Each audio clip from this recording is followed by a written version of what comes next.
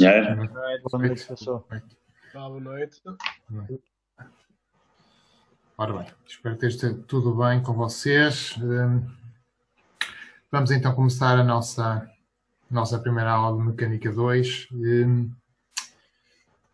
Portanto, este ano. Vamos começar por fazer, digamos, uma introdução à disciplina em termos de programa. Vamos também falar do material de apoio e da forma como vai ser feita a avaliação. Okay? Portanto, está aqui o contacto preferencial nesta altura, que é o e-mail, ou até durante a própria aula, alguma questão queiram colocar, podem aproveitar sempre. O início e no fim é um intervalo que se venha a fazer. Portanto, vamos então fazer agora aqui a introdução ao programa da disciplina. Portanto, temos basicamente 3 capítulos principais. O primeiro capítulo, que é o capítulo da cinemática do sólido. Portanto, vamos lidar com velocidades, acelerações, tanto lineares como angulares. Vamos estudar mecanismos, vamos ver como é que se podem relacionar os movimentos dos vários corpos que estejam num mecanismo. O segundo capítulo, o capítulo da cinética do sólido, em que vamos então, tudo para o movimento plano, vamos então ver como se podem aplicar as equações do movimento, para o caso do movimento no plano, e vamos também ver como é que se podem aplicar, princípios energéticos, neste caso, 2 princípios energéticos, que são o princípio do trabalho de energia e o princípio da conservação da energia. Okay?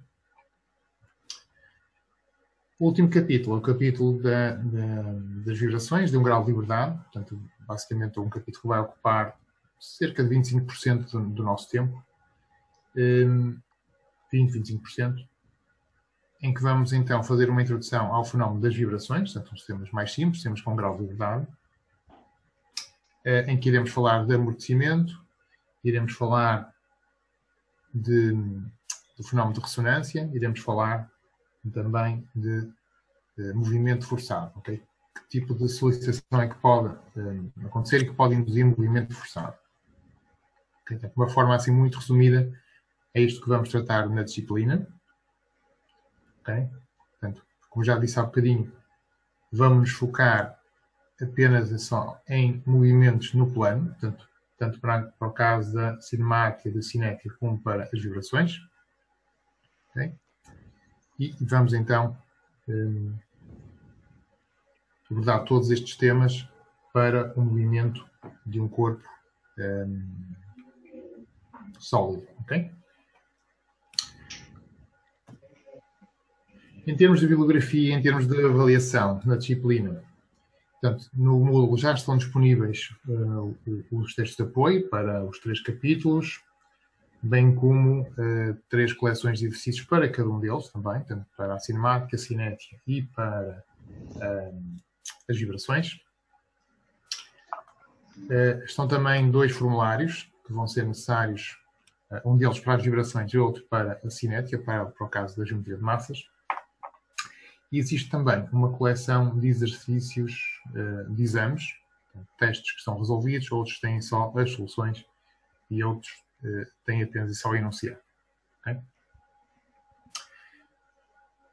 Outro material que seja interessante utilizarem.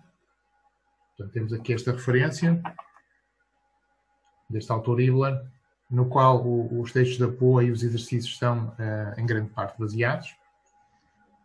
Portanto, existe uma versão em português, mas a versão sempre mais recente será a versão em inglês. A terceira referência também é uma referência muito boa, deste autor Miriam. Portanto, a Engineering Mechanics na parte da dinâmica, Dynamics. Okay? Aqui, com estes elementos de apoio, em princípio, não devem ter, digamos assim, falta de material, vão ter, de certeza, muito material para os apoiar no estudo. Okay? Portanto, estes dois últimos exemplos que aqui estão, estas 2 últimas referências, estão disponíveis normalmente na biblioteca, portanto podem requisitar.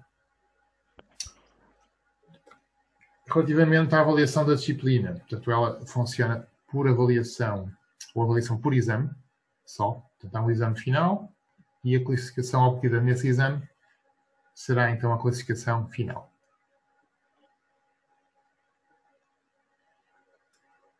Okay. Alguma questão que queiram colocar, entretanto?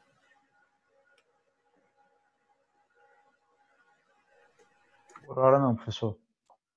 Ok, então vamos avançar. Vamos começar então pelo capítulo inicial, capítulo da cinemática, em que na aula 2 vamos focar-nos em dois casos de movimento de um corpo. Okay? O caso do movimento de translação e o caso do movimento de rotação em torno de um eixo fixo. Okay? Portanto, estes são os dois casos mais simples. Na próxima aula iremos falar do terceiro caso possível, que é o caso do movimento plano geral, que se pode entender como sendo uma combinação destes dois anteriores, ou seja, translação e de rotação em torno de um eixo fixo. Então, temos aqui uma figura em que temos precisamente vários exemplos em que se pode identificar movimentos de rotação em torno de um eixo fixo. Portanto, temos aqui várias polis dentadas ou rodas dentadas também. Portanto, são corpos que têm movimento de rotação em torno de um eixo fixo. Okay? E o que vamos ver na aula 2 é como é que se podem relacionar os movimentos. Por exemplo, estamos a falar de uma transmissão, por exemplo, como temos aqui com esta correia dentada, como é que se podem relacionar os movimentos de rotação desta poli com aquela. Okay? Ou, no caso de rodas dentadas também. Tanto em termos de velocidades angulares, como em termos de acelerações angulares.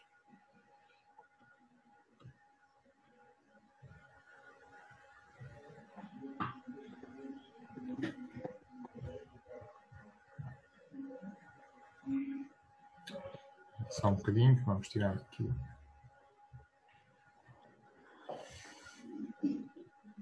Então, alguém que está com o microfone ligado, se não se importam de tirar o som, para não Exato, ok, já está. Bom, só para não distrair.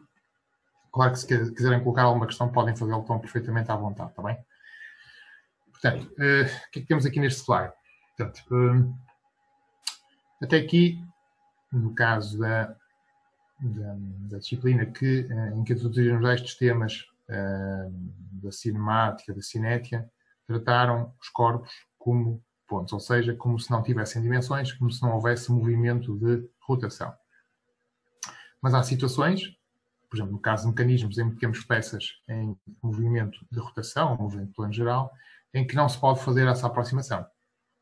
Temos um corpo que tem dimensões e que rola. Portanto, tem vários pontos de ligação. Portanto, esses pontos vão ter movimentos que não são de translação. Okay? Portanto, teremos que tratar esses movimentos como sendo movimentos de corpos que não podem ser aproximados, então, por movimentos de pontos. Okay?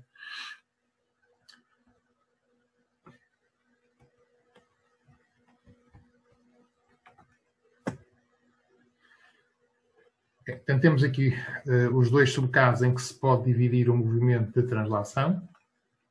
Portanto, o primeiro caso, ou subcaso, é o movimento da translação retilínea.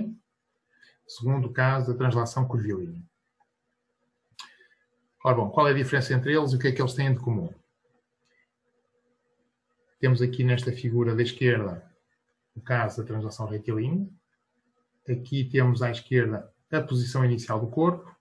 O corpo, durante esse movimento que está a descrever, vai seguir uma trajetória e aqui temos a trajetória de dois pontos desse corpo, ou seja, deste ponto e deste, que ao longo do movimento do corpo vão traçar estas linhas que aqui estão a azul. Okay? Portanto, são as trajetórias daqueles dois pontos. Então, o que é que podemos constatar? Que o corpo não tem movimento de rotação, não há alteração da sua posição angular. Esta é a sua posição angular inicial, em que este eixo permanece vertical ao longo de todo o movimento. Segundo, as trajetórias dos dois pontos são obviamente paralelas entre si, mas também há uma constatação, é que são linhas retas, okay? Ou segmentos de reta. No caso da translação curvilínea, que é o caso que temos aqui à direita, também o corpo não vai ter movimento de rotação. Reparem, temos aqui a posição inicial, esta seria a sua posição final. Portanto, e não há alteração da sua posição angular, portanto ele não roda. Agora, relativamente ao caso da translação retilínea, o que acontece é que as trajetórias dos pontos não são segmentos de reta, mas são linhas curvas. Okay? Esta é a diferença da translação retilínea para a translação curvilínea, que as trajetórias descritas pelos pontos do corpo são curvas e não segmentos de reta. De qualquer forma, em qualquer um destes casos, não existe rotação do corpo. Okay?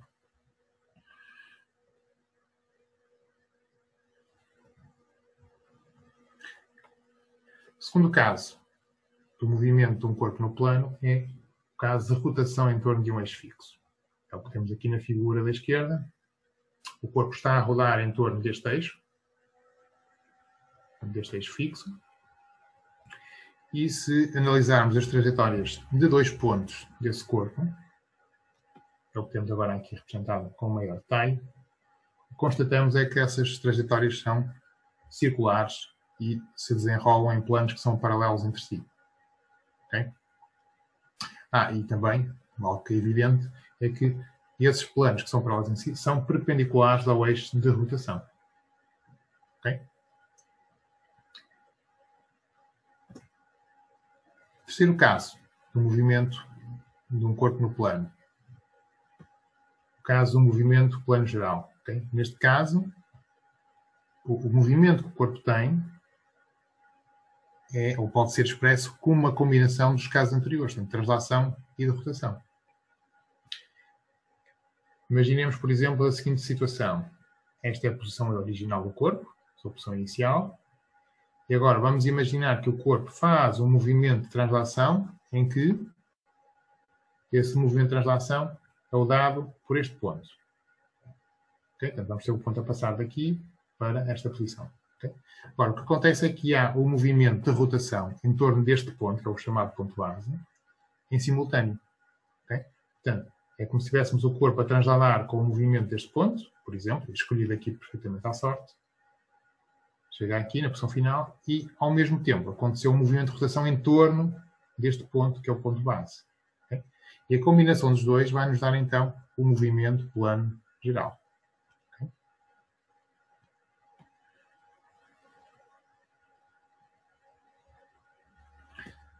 Okay? Temos agora aqui um exemplo em que vamos, então, procurar identificar os tipos de movimento. Portanto, o mecanismo é o que está aqui representado aqui no topo. Temos quantos elementos? 1, 2, 3, 4, 5 elementos. Começando aqui pela esquerda temos um pistão, que tem movimento guiado na direção, neste caso horizontal. Temos este elemento que liga o pistão a este disco. Temos obviamente também aqui o disco que roda em torno deste eixo aqui. Um outro elemento que vai ligar estes dois pontos de articulação no disco e neste último elemento. Okay? Sendo que este último roda em torno também deste ponto. Okay? Bom, que tipo de movimentos é que vamos ter aqui nestas várias peças? Então, vamos procurar analisar aqui uma pequena simulação deste mecanismo.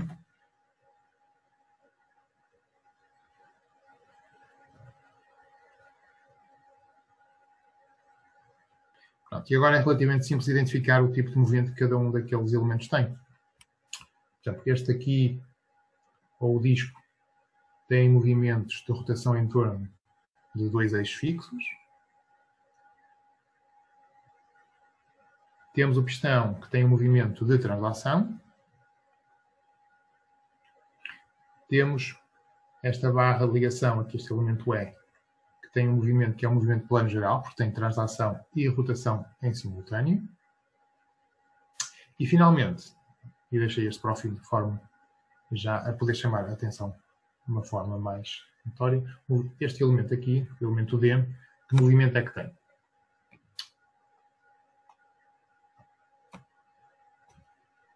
DNA.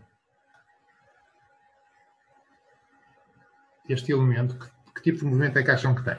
Já viram a simulação, portanto é relativamente simples. Retilíneo e de rotação. Não tem rotação. Pronto, é isso que eu queria chamar a atenção. Vamos ver aqui a simulação. Reparem que este corpo não roda. Okay? Portanto, tem o tal caso da translação curvilínea. A sua posição angular permanece a mesma. Neste caso, está sempre na horizontal. E isso é possível porquê? Porque as dimensões, tanto que vão entre estes dois pontos, a dimensão entre estes dois pontos, é igual à dimensão entre estes dois aqui. E, simultaneamente, esta direção que está entre os dois pontos é paralela a esta aqui. Ok? E, terceira condição também, este ponto de articulação e estes estão abaixo dos outros dois pontos de cima. Okay? Podíamos ter a mesma situação de termos na mesma posição angular, ou seja, este na vertical, mas este para baixo, termos o mesmo comprimento e já não teríamos um movimento de plano geral. Desculpa, já não teríamos um movimento de translação curvilínea, teríamos um movimento de plano geral. Está bem? Portanto, é necessário essas três condições para que este elemento tenha, então, um movimento de translação curvilínea. Pode pôr a animação outra vez?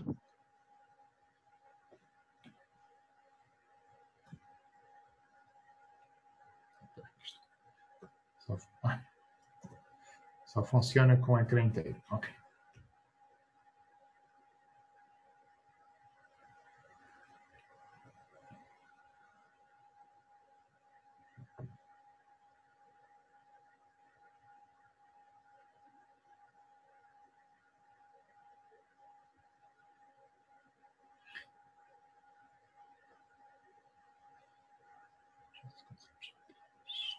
Esta é a posição inicial. Se este ponto de articulação não estivesse aqui, mas estivesse do outro lado do disco, continuávamos com as duas condições anteriores, ou seja, esta distância ser igual àquela, estarem na mesma posição, que é a posição vertical, e estas duas distâncias então serem iguais. Mas nessa altura, este elemento que une os dois pontos de articulação já não teria este movimento, que é o movimento de translação curvilínea. Já teria um movimento mais parecido com o deste aqui, seria um movimento de plano geral. Okay? Portanto, os casos que vamos cobrir na aula de hoje, em termos de velocidades e acelerações, são os dois primeiros, ou seja, de translação e o de rotação em torno de um eixo fixo. Okay? É o que vamos cobrir na aula de hoje. Começando então pelo caso da translação. Temos aqui um corpo, representado a azul. Dois pontos desse corpo são os pontos A e B. Temos dois referenciais. Este referencial XY maiúsculo. Não, neste caso aqui nem sequer é minúsculo. Nem sequer é maiúsculo, perdão. É só o XY. Este referencial está fixo. E agora há um outro referencial, que é este X', Y', em que este referencial acompanha o movimento do corpo. Ou seja, quando o corpo se desloca, este referencial, como tem a sua origem aqui no ponto A, vai acompanhar o movimento do corpo. O corpo vai estar aqui, neste caso, em translação. Vamos traçar três vetores. Dois vetores de posição, neste caso o RA, que é o vetor de posição do ponto A. Origem aqui no referencial fixo, no ponto O. O vetor de posição de B, também com a origem no ponto O do referencial fixo. E, finalmente, um terceiro vetor, que é o vetor que nos dá a posição de B relativamente a A, que é este vetor RB barra A. Portanto, é o vetor de posição de B relativamente a A. Okay? Bom, em seguida, vamos escrever uma relação entre estes três vetores, que é que o vetor RB se pode obter pela soma do RA mais o vetor da pressão relativa. Que é traduzido por esta equação aqui. Okay? Bom, estamos preocupados em obter uma relação entre velocidades e acelerações, portanto vamos derivar esta expressão que relaciona estes três vetores. Vamos derivá-la em ordem ao tempo. Ao derivar a posição de B, vamos obter a velocidade de B. Ao derivar o vetor de posição de A, vamos obter a velocidade de A. Ok? E ao derivar agora este vetor de posição relativa, em ordem ao tempo, o que é que vai acontecer? E estes dois pontos do corpo, os pontos A e B, estão ligados ao corpo, não é? E o corpo é inextensível, não é deformável. O que quer dizer que este vetor da posição de B relativamente a A é um vetor que, em termos de intensidade, não vai mudar ao longo do tempo. Okay? Por outro lado, como estamos a analisar o caso da translação,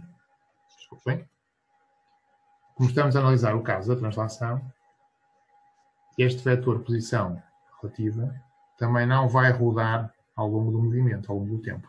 Portanto, vai permanecer na mesma orientação angular, mesmo que seja uma translação curvilínea. Okay? Quer dizer, então, que a sua derivada em ordem ao tempo, por estas duas razões, vai ser nula. Okay? Conclusão. A velocidade de qualquer dois pontos do corpo que estejam em translação serão iguais, assim como, se voltarmos a derivar, vamos chegar à conclusão que a aceleração de qualquer dois pontos de um corpo que esteja em translação vão ser, então, também iguais. Ok?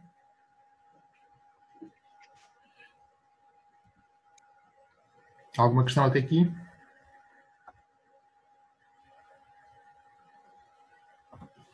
Ok. Então, passando agora para o caso da rotação em torno de um eixo fixo. Portanto, o caso é o que temos aqui.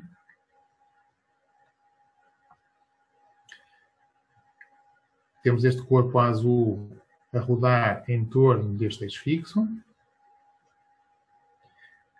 Temos um ponto P que vamos utilizar na análise, que está aqui identificado. Temos um vetor, este vetor R, eu vou ampliar um pouco mais para se melhor. Então, temos aqui um vetor posição do ponto P relativamente aqui ao ponto O. E vamos ter então o corpo em movimento de rotação em torno deste eixo fixo. A trajetória que o ponto P vai descrever é esta que está aqui identificada, uma trajetória circular com centro que coincide com o eixo de rotação. Okay?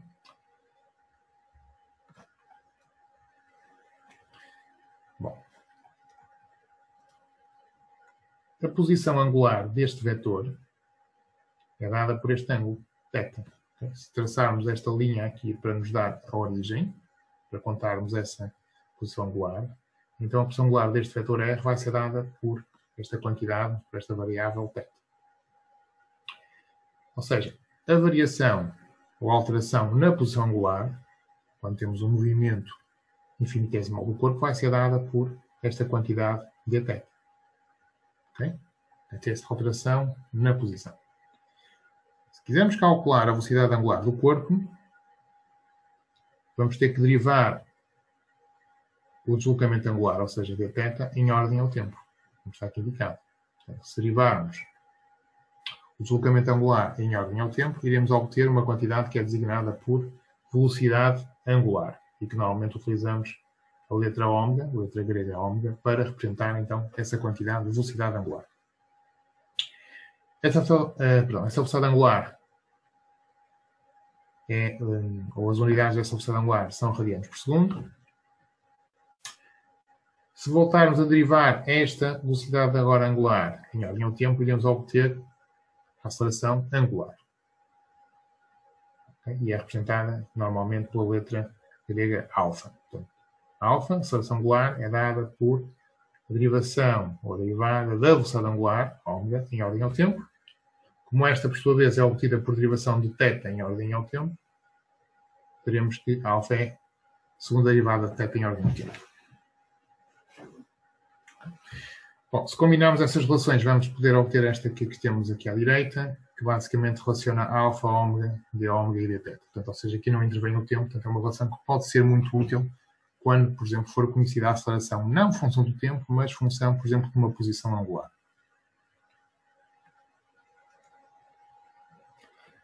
Bom, uma última palavra aqui relativamente à figura é para referir como é que se representam os vetores velocidade angular e aceleração angulares. Então, se tivermos o corpo a rodar neste sentido, como está aqui indicado, no sentido dθ, o vetor velocidade angular será um vetor que é perpendicular ao plano do movimento do ponto P, ou seja, vai ter a direção do eixo de rotação. Ok? Se ele estiver a rodar, então, neste sentido, o vetor velocidade angular terá, aplicando a regra da mão direita, terá um sentido que será o sentido ascendente, como está aqui indicado pelo polegar. Okay? No caso da velocidade angular estar a aumentar, teremos uma aceleração angular que é positiva, alfa será positivo, e teremos então também um vetor aceleração angular na mesma direção e com o mesmo sentido de ômega.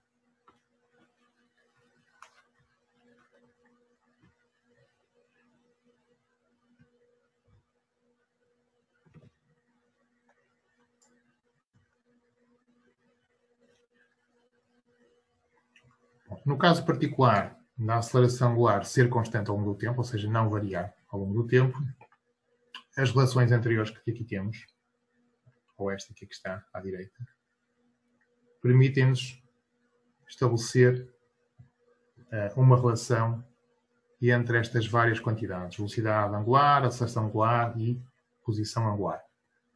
Okay? São estas relações que aqui temos. Ômega igual a ômega 0 mais alfa t. O alfa é a nossa aceleração angular constante. A posição angular θ é dada por θ0 mais ômega 0t mais 1 meio de alfa t ao quadrado. E finalmente esta terceira relação aqui, que permite relacionar estes parâmetros, mas sem fazer intervir o tempo. Reparem que nesta relação aqui, na última, não aparece o tempo. Aparece-nos sim velocidades, angular inicial e final, a aceleração angular do corpo, okay? Alfa C, o C indica que é constante, e a variação da posição angular. Bom, estas equações são muito semelhantes àquelas que já conhecem para o caso do movimento retilíneo. Penso que toda a gente se recorda da equação que nos diz que V igual a V0 mais AT, ou que S igual a S0 mais V0T mais 1 meio da AT ao quadrado, que é o que temos aqui.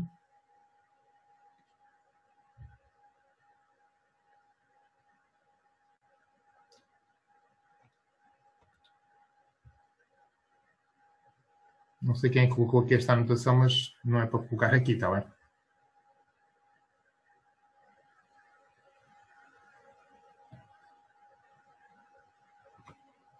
Ok? Portanto,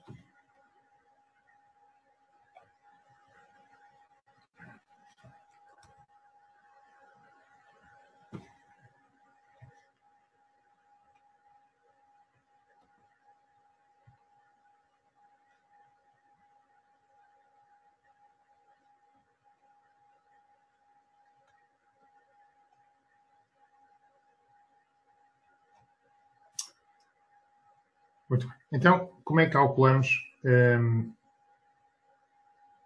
o vetor velocidade, ou o módulo do vetor velocidade? Como é que calculamos a aceleração, por exemplo, do ponto P, que descreve então o tal movimento de rotação em torno do eixo fixo? Ora bem, temos duas formulações possíveis. Uma formulação escalar, em que só estamos preocupados em calcular o módulo do vetor. Portanto, esse módulo pode ser calculado como está aqui indicado. V igual a ômega vezes R. O que é o ômega? O que é o R? Ômega é a velocidade angular, módulo da velocidade angular, e R é o quê? É o raio da sua trajetória.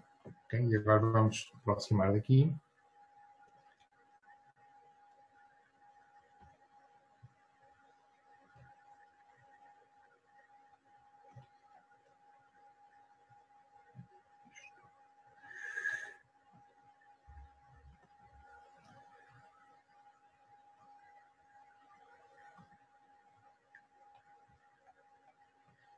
Portanto, vamos aproximar. Então, o que é o R?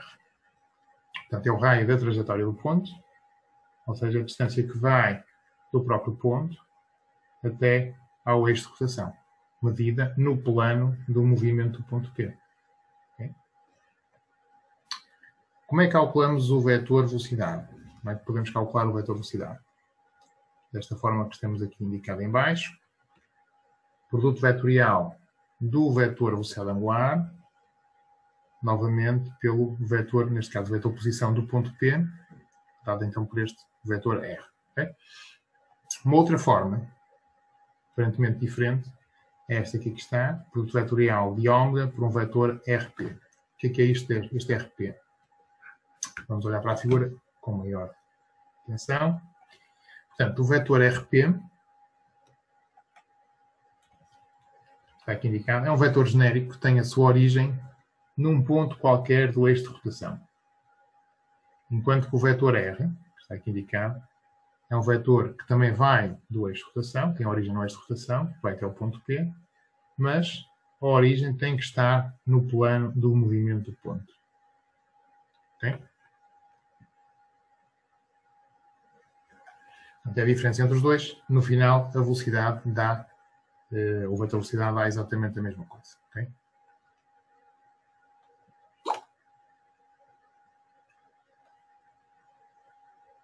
Em termos de aceleração, como é que podemos calcular a aceleração do ponto P? Temos aqui representado o vetor aceleração.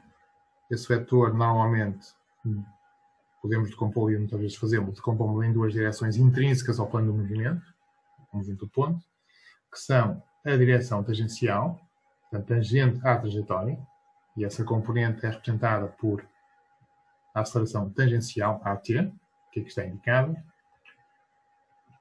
A outra componente da aceleração, do vetor de aceleração, é a componente normal, que aqui está indicada, então, representada por AN.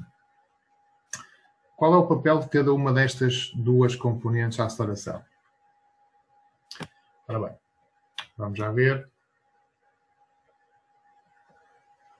o que é que cada uma delas, qual é a importância de cada uma delas. Ora bem, no caso da componente tangencial da aceleração, esta componente tangencial da aceleração existe quando há uma variação do valor da velocidade do ponto. Okay? Portanto, se o ponto estiver a descrever esta trajetória circular, mas com uma velocidade constante, o seu valor seja constante, não vai existir a componente tangencial da aceleração. Okay? Só vai existir a outra componente, que é a componente normal. Okay? E qual é o papel da componente normal? Bom, ela não tem reflexo em termos do valor da velocidade do ponto, mas tem reflexo na direção do vetor velocidade. Okay? Portanto, a trajetória do ponto é esta aqui que temos, trajetória circular.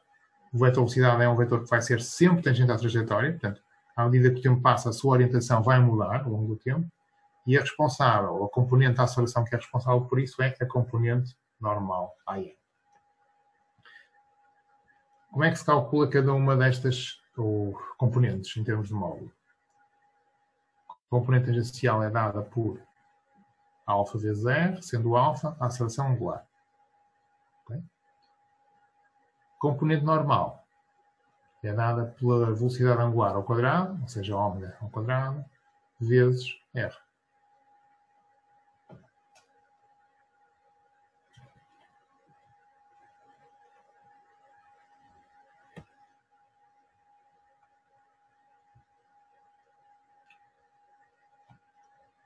Ora, como é que podemos calcular os vetores de velocidade e aceleração recorrendo então à formulação vetorial? No caso do vetor velocidade já vimos. Vamos agora utilizar essa relação que aqui estava. Vamos voltar atrás. Portanto, esta relação que aqui tínhamos, o vetor velocidade dado por ômega, produto vetorial de ômega por R, para obter então o vetor de aceleração por derivação desta relação em ordem ao tempo. E depois vamos identificar as parcelas que lá surgem como sendo a componente normal e a componente tangencial. Okay? Portanto, para já, temos só que lembrar é que o vetor velocidade é obtido por, ou pode ser obtido por, produto vetorial de ômega pelo vetor R. Okay? Portanto, queremos obter então o vetor de aceleração, vamos derivar o vetor velocidade em ordem ao tempo. Temos duas parcelas que vamos obter por aplicação da regra da Tadeia aquela expressão. Portanto, vamos ter d ômega dt vezes RP mais ômega vezes derivada da RP em ordem ao tempo. A derivada do vetor velocidade angular em ordem ao tempo é, como já vimos, a aceleração angular. A derivada do vetor posição, portanto o RP em ordem ao tempo, o que é que é? O que é que obtemos quando derivamos um vetor posição? Obtemos a velocidade desse ponto. Portanto, esta derivada de RP em ordem ao tempo vai nos dar a velocidade do ponto, que, já vimos, pode ser expressa desta forma, ômega vetorial por RP. Okay? Temos aqui então identificadas já duas parcelas para a aceleração. Esta primeira, que é a componente tangencial, e esta segunda, que também se pode representar de uma forma mais simples, como está aqui em baixo, esta segunda que é a componente normal da aceleração. Okay? E estas duas componentes são, obviamente, não disse, mas penso que é mais ou menos já conhecido, que são componentes que são perpendiculares entre si, está bem? Portanto, se quisermos calcular o módulo do vetor de aceleração A, podemos fazê-lo a partir das componentes tangencial e normal, utilizando esta relação. Raiz quadrada da componente tangencial ao quadrado, mais a componente normal da aceleração, também elevado ao quadrado.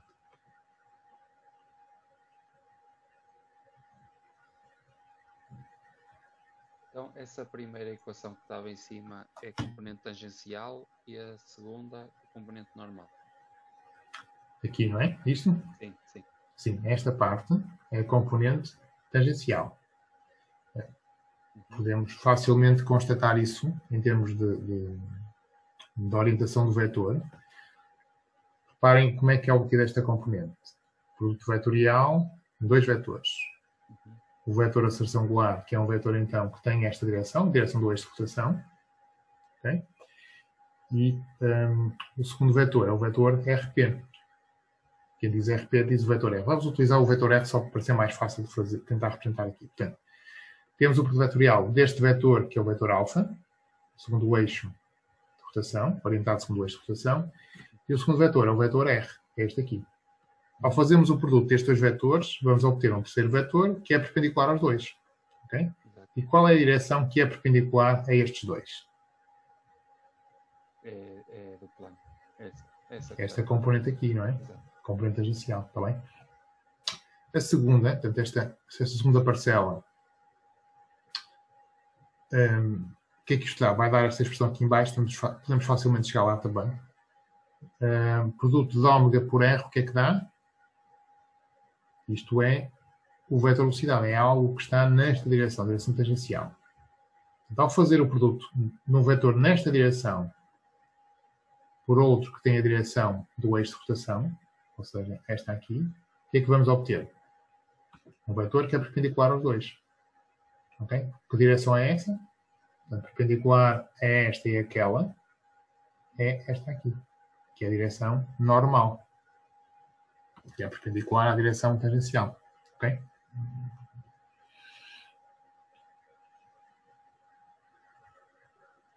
Mais alguma questão? Queiram colocar?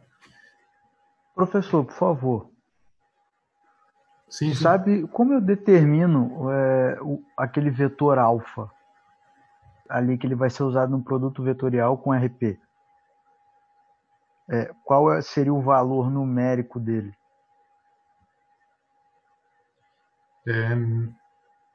Depende das situações. Né? Vamos imaginar, Sim. por exemplo, que se voltarmos aos primeiros slides, ou não, até pode ser este aqui. Imaginemos que o movimento que está a ser imposto ao corpo, que é o movimento de rotação em torno deste eixo, lhe impõe, por exemplo, uma velocidade angular que é constante ao longo do tempo.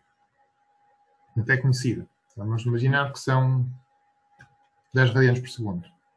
Okay?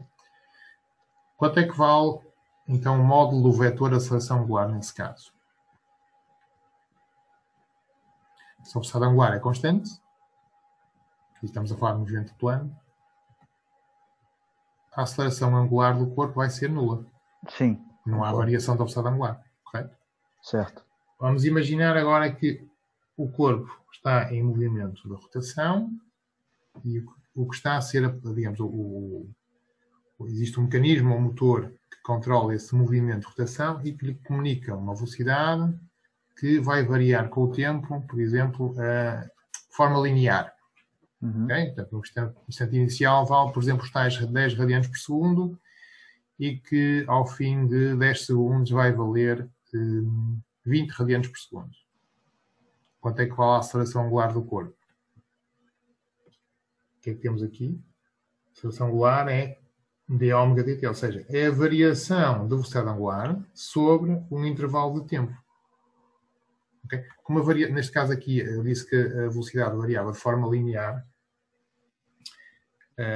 Podemos facilmente calcular esta aceleração angular, calculando a variação de velocidade num determinado intervalo de tempo. No caso que eu estava a referir, então, se a variação for de 10 radianos por segundo para 20, temos um acréscimo de também 10 radianos por segundo, correto? Em que intervalo de tempo? Eu falei em 10 segundos, portanto, vai aumentar a velocidade angular de 10 radianos por segundo em 10 segundos. Portanto, a aceleração vai ser de quê? 10 sobre 10, ou seja, 1 radiano por segundo, ou seja, 1 radiano por segundo quadrado. Correto.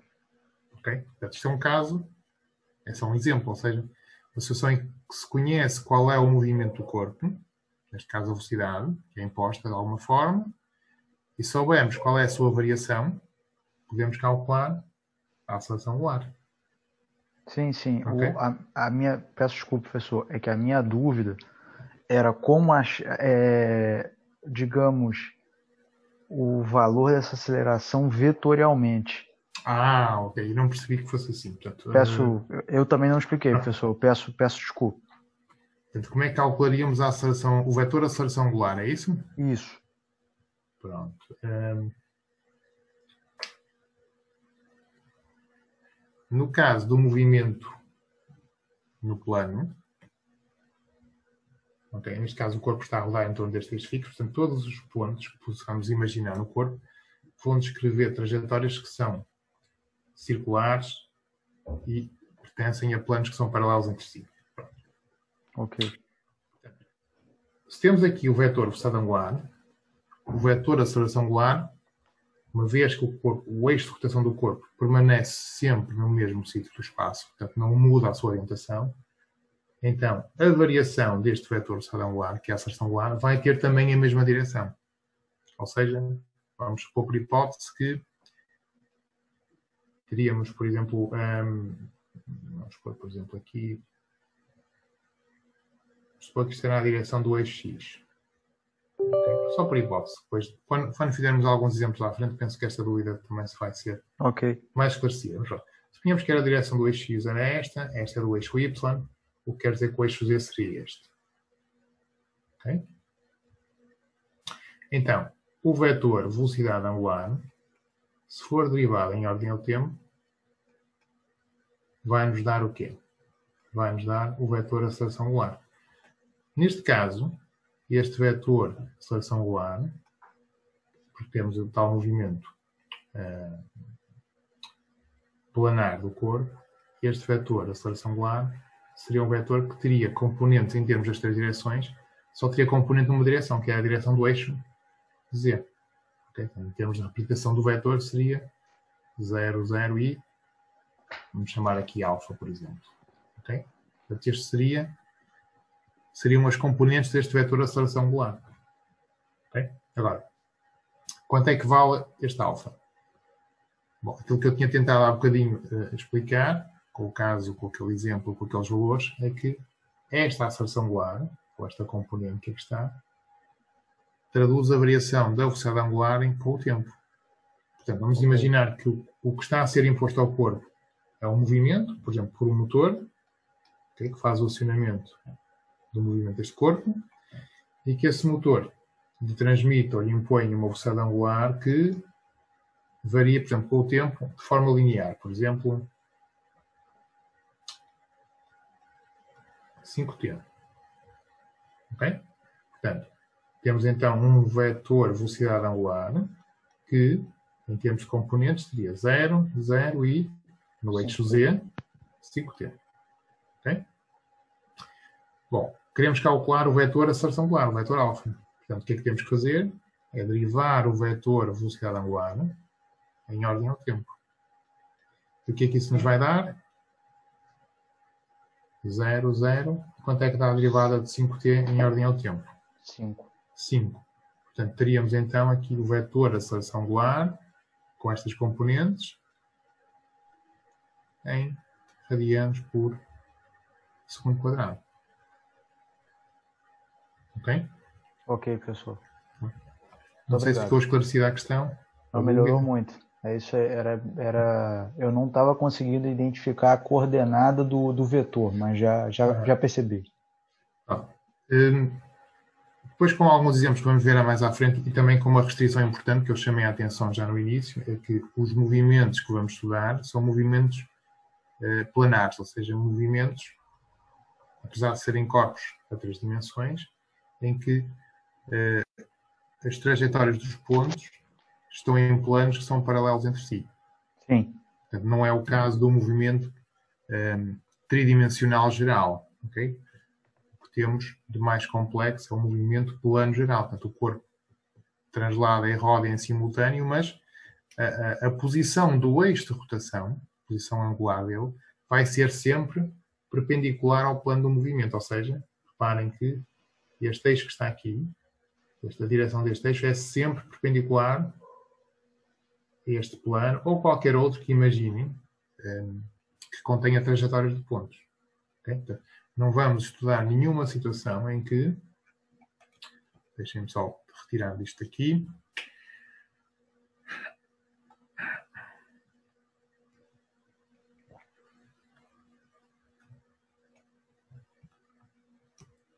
Okay? Portanto, não vamos estudar nenhuma situação em que o eixo de rotação do corpo, como este que está aqui, muda a sua orientação em termos de posição angular, em que, portanto, passe desta posição para uma posição que seja, por exemplo,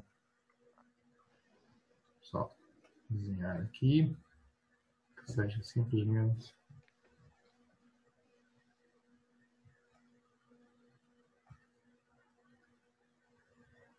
esta aqui. Okay? Nunca iremos estudar uma situação como esta, em que o eixo de rotação deixe de ser paralelo à medida que o corpo se desloca. Está bem?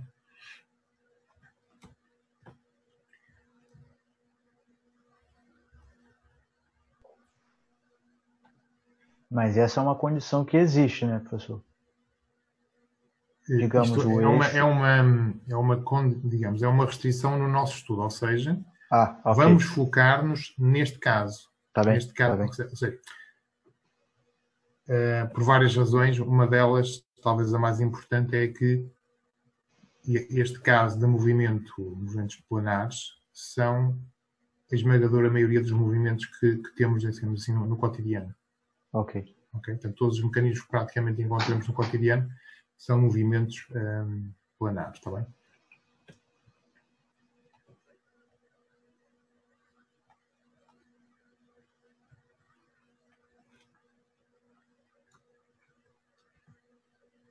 Pronto. Querem fazer algum intervalo agora aqui? Um pequeno intervalo, para não ser muito maçuda a aula, ou continuamos?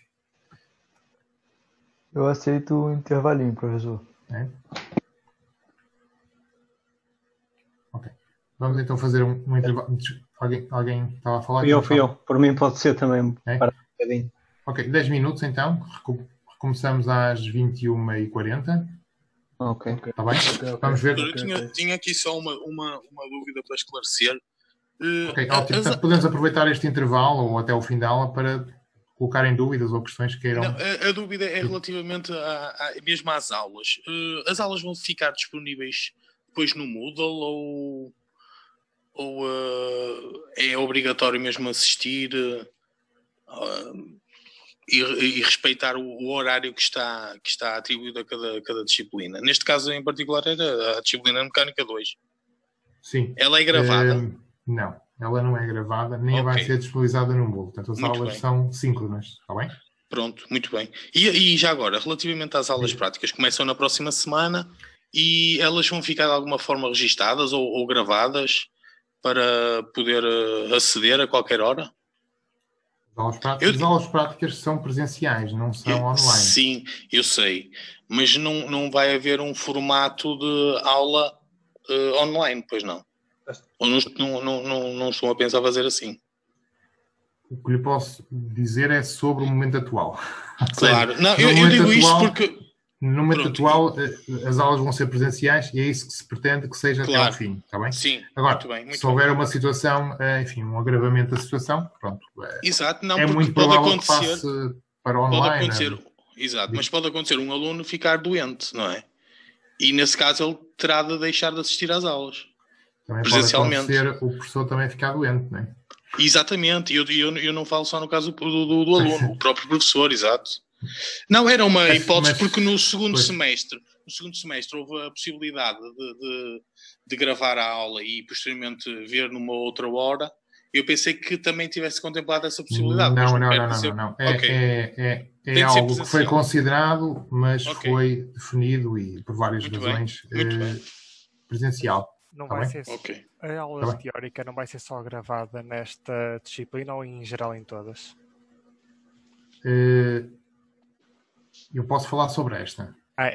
Não foi algo decidido de geral, é só... A orientação é de que as aulas teóricas sejam síncronas também. A orientação é essa. Não, porque há um problema, tipo, que eu tenho de ver isso, é que termodinâmica é ao sábado. De manhã, a aula teórica. Certo. E, por exemplo, era um dia que me dá muito jeito de dar horas extra, para ganhar um extra ao final do mês, tipo, um dia que eu aproveitava. Claro. O que é que tem acontecido? Alguns colegas têm-me contactado sobre, enfim, não é o seu caso, mas é situações em que têm sobreposição, pronto, com disciplinas do terceiro ou do primeiro ano, pronto.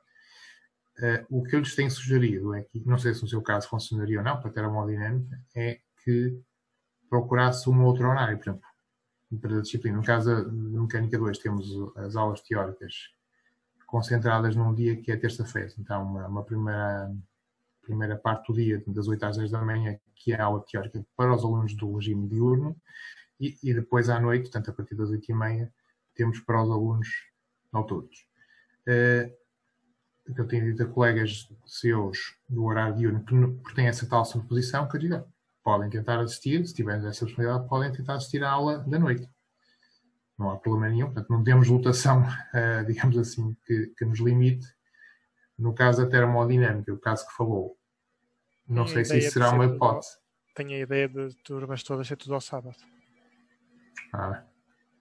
As aulas são todas ao sábado, as termodinâmicas. Eu tenho essa ideia, pois. As teóricas são todas ao sábado? Sim, eu por acaso em Mecânica 2 também estou com o mesmo problema, que eu tenho uma aula teórica ou prática ao mesmo tempo desta aula que está aqui a decorrer. Ou seja, se eu conseguir vir de manhã, tudo muito bem, senão não tenho qualquer tipo de gravação desta aula. Pronto, mas a aula com a qual tem sobreposição é de uma disciplina que é do ano anterior? Não, é mesmo uma cadeira de terceiro ano e esta é de segundo. Pronto, nesse caso o que acontece é que se isso acontecesse com aulas presenciais, o que lhe iriam dizer é que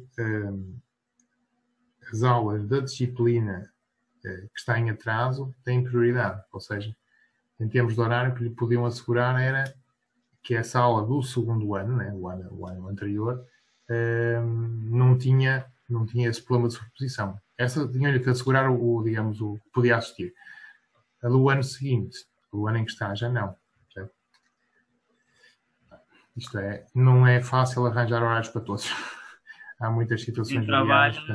Para quem trabalha, ter aulas de manhã é sempre um bocado complicado, não é? Pois, eu só acho que o problema é que é difícil arranjar horários para todos, mas termodinâmica é complicado. Eu ir para sexta-feira. Tipo, sexta-feira está completamente livre e eu não percebo porque é que foi uma aula passada.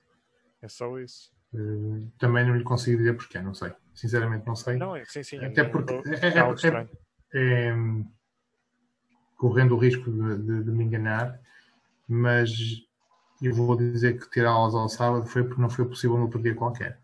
Porque nem para os alunos normalmente é uma data apetecível, nem para o professor. Normalmente o sábado não é um dia de aulas, portanto há normalmente outras coisas que... Poderá ser por causa dos professores, se calhar, por ter aulas nesses dias já. Eu acredito que seja por conta até de higienização do espaço.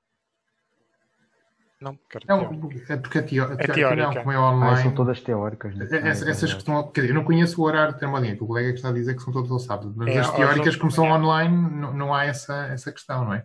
E os de manhã e os de dia. Que eu saiba, não é? Que eu saiba. Aqui os de manhã e os de dia em termodinâmica são todos ao mesmo turno. Todos. Tanto de manhã como de dia. É tudo ao sábado às 20 horas. Exatamente. Por isso sexta-feira está completamente livre. É isso que eu acho estranho. Eu acho que eles puseram ao sábado exatamente para abranger as turmas todas. Que assim só dão uma teórica. Talvez seja isso. Eu felizmente não trabalho ao sábado. Porque senão ia ser um conflito ainda maior. Tipo, o sábado é um extra para mim. Mas se tivesse dia, se fosse horário mesmo de trabalho ao sábado, ia ser pior. Não sei se isto não é possível conseguir satisfazer todas as condicionantes de todos. Isso é impossível. Mas realmente ser ao sábado é uma hora ou uma data que não é muito comum. Quando as aulas são presenciais, ou eram presenciais, e que esperemos voltem a ser dentro de pouco tempo, essas aulas que eu saiba nunca aconteceram ao sábado. Talvez a solução passaria então por gravar as aulas e disponibilizá-las no Moodle. Acho que é a única solução que agradaria a toda a gente. Excluindo talvez os professores, porque teriam aquele evento mau feedback se as aulas fossem mal gravadas, não é? Acho que era só isso. Não sei. Há uma razão para que neste semestre as aulas não sejam nem gravadas, nem disponibilizadas em vídeo, nem resolução de exercícios. E a razão prende-se com o facilitar um desligar do acompanhamento da matéria. Isso é algo que eu pessoalmente constatei no último semestre. Portanto, foi disponibilizado tudo e mais alguma coisa, todos os exercícios dados, resolvidos, comentados em áudio e tudo mais. E o resultado final, ao contrário do que estávamos a pensar que seria, foi completamente diferente, foi muito mau. Pronto. Pode não ser só devido a isso, não é? Mas que ajudou. Okay. Mas pronto, mas isso são... De alguma forma, pelo menos nas práticas, deveria ser feita alguma coisa, porque se alguém apanha Covid e mesmo estando completamente bem não pode ir às aulas, acaba quase por perder o ano, porque está 3 semanas, um mês, sem poder entrar no ISEP, de quarentena, e acaba por não ter aulas práticas nenhumas. E algum mecanismo deveria ser criado para proteger quem apanha, porque ninguém está livre de apanhar, por mais cuidado que se tenha. Claro. E estamos a falar, o típico são 2 semanas, típico não, o mínimo são 2 semanas, mas eu tenho colegas há situações que estão bem mais tempo. Exatamente. Enfim, já para não falar em situações... Eu tive um colega meu que deu positivo, negativo, teve de fazer 8 testes. Ele teve de ficar mais de um mês em casa. Pois, e uma pessoa acaba por perder o ano. E coitado do nariz dele, né? Meu Deus do céu, porque é muito teste. Meca 2, basta perder 2 semanas de aula que já não se sabe onde é que se está. Só no fim é que se sabe, não é? Porque estes 3 capítulos encadeiam um no outro, não é? Cada um deles encadeia no anterior. Só se realmente isso acontecer no fim. No último capítulo, pronto, acaba por ser algo que já não compromete que venha à frente, pronto. Mas pronto, isto não é uma solução ideal, como sabemos, né? Mas estamos a tentar que, enfim, o facto, por exemplo, de ser online tem vantagens também, não é? Okay, tem a vantagem de se a pessoa mora longe ou não conseguia chegar a horas, ia falhar a algumas aulas do início porque ia ter que se deslocar e apanhar o trânsito ou isto, aquilo, eu não conseguia sair, tem esta vantagem, não é? Pronto. Talvez uma situação ideal fosse ter as 2 coisas, não é? Isso era o ideal. O ideal era, no mínimo, a aula, mesmo que não seja gravada, mas estar a ser em broadcast no Zoom, ter lá uma câmara qualquer a apontar para o quadro. Pois. Mas não é fácil, não é fácil. Se pensarmos um bocadinho, mesmo essa situação, essa solução, não é fácil. Não. Não. Basta pensar uma câmara que aponte para apanhar o professor à beira do quadro, não vai apanhar com resolução para conseguir ver o que ele está a escrever, não consegue. Não, isso é algo que já foi pensado e... Estou, André. Ora bem, Vamos então recomeçar agora a aula. Só pedir aos colegas que têm o Tá bom. microfone ligado para desligar. Deixa-me só Hã? uma questão. Peço desculpa, deixa-me só interrompê-lo. Desculpe que eu cheguei uns minutos atrás. O material de apoio para o semestre são na mesma 3 sementas teóricas e 3 sementas com coletânea de exames. Não, com coletâneas de exercícios e depois uma coleção de exames com soluções ou resolvidos ou sem uma coisa nem outra. É o que está no Moodle. Já está no Moodle desde alguns dias. Cinemática, cinética e vibrações. Sim. PDF para a teórica, PDF para a teórica de vibrações, para a teórica de cinemática, para a teórica de cinética e depois também os exercícios para Sim, é o que acabei de dizer. 3 capítulos, cada um com uma parte teórica de apoio e uma parte para as aulas teórico-práticas. Ok, sim, senhor. Está bem? Está no Moodle, portanto, houve algumas utilizações para os exercícios das aulas teórico-práticas de cinemática e cinética, portanto, na parte final surgem ali alguns exercícios novos. Nas vibrações também houve ali alguma reformulação de alguns, está bem? Já agora, a propósito disso, o que eu aconselhava era que, em termos de irem buscar estes recursos ao Moodle, que o fizessem antes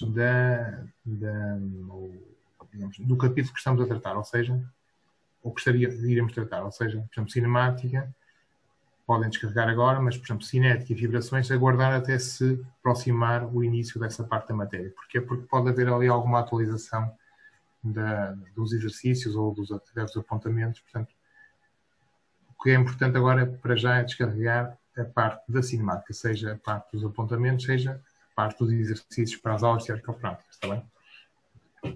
Os outros, melhor será aguardar por se aproximar o início dessa parte da matéria, está bem?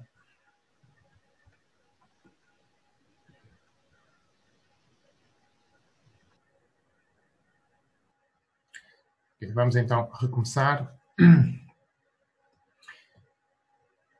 E temos então aqui alguns exemplos e algumas questões a colocar.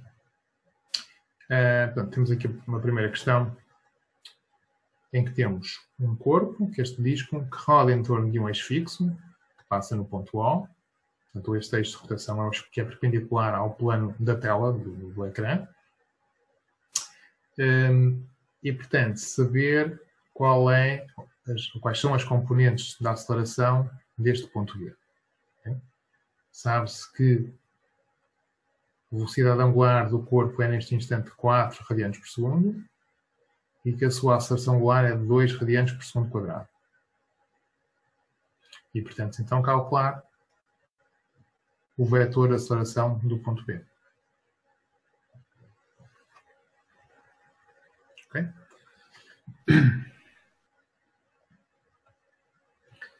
Ora, como é que vamos então calcular isto?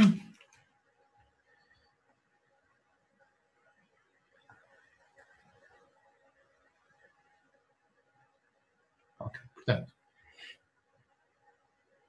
aceleração do ponto B. Vamos ter duas componentes, uma componente normal e uma componente tangencial. Atendendo ao sentido da aceleração angular, que é no sentido então horário, como é que será a componente do vetor de aceleração na sua componente tangencial? Em que sentido é que será esse vetor? Portanto, será neste sentido ou neste?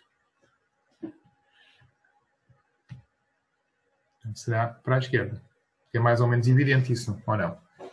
Para todos.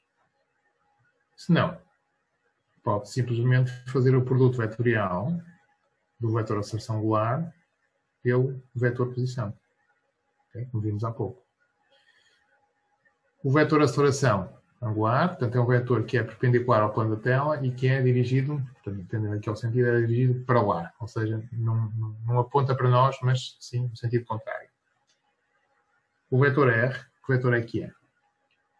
É o vetor que tem a origem, então, no eixo de rotação, que está aqui representado pelo ponto O, e que se dirige para o ponto em questão, que é o ponto B. Okay? Portanto, temos então um vetor alfa. Vamos só apagar esta parte. Aqui. Portanto, temos então o vetor aceleração angular, que é algo assim, e o vetor R, que é assim. O produto dos dois vai dar um vetor que tem, então, este sentido.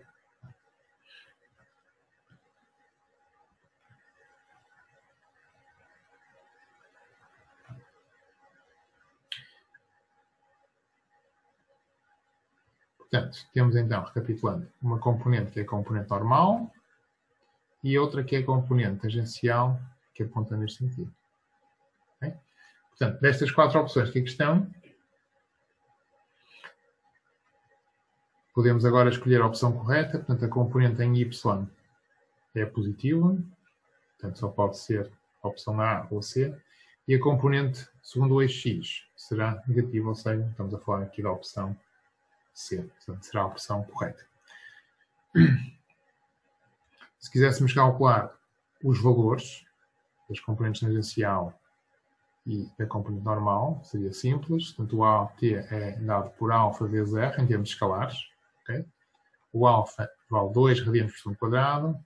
O R, portanto, o raio vale, está aqui assinalado, vale 2 metros. Ou seja, teríamos 4 metros por segundo quadrado para a componente tangencial.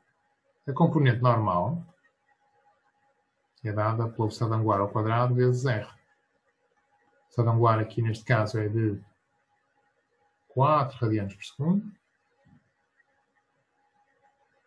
Será 16 vezes o raio que é de 2. Ou seja, 32 metros por segundo quadrado. Ok?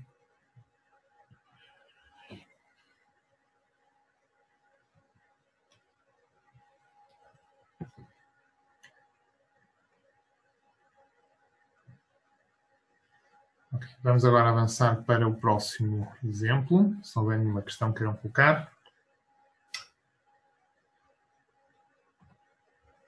Pronto. Então, o que é que temos neste exemplo? Temos um sistema de elevação de cargas, temos um motor que está acoplado com uma poli dentada, temos esta poli ligada a uma outra poli dentada através desta correia dentada, temos uma outra poli, que é esta poli D, que tem um diâmetro menor, portanto, aqui essa poli D está acoplada à poli C, portanto, elas estão a fazer o mesmo tipo de movimento, são síncronas. E temos então depois um cabo, este cabo que aqui está, no qual está suspenso este bloco B, sendo que a outra extremidade do cabo vai rolar na poli D. Ora bom, o que é que se conhece aqui e o que é que se pede para terminar? Bom, pede-se para determinar aqui embaixo a velocidade do bloco quando ele tiver subido 6 metros. Ou seja, relativamente a este plano, ou esta base que aqui está, onde ele está pousado inicialmente, em repouso, queremos saber que velocidade é que ele terá depois se tiver elevado 6 metros.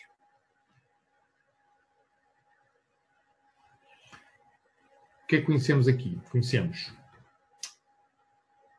a aceleração angular desta poli. 6 radianos por segundo quadrado. Conhece ainda o raio da poli A, o raio da poli C e o raio da poli D. São 50, 75, melhor, 50 da poli A, poli C 150 mm e para a poli D 75.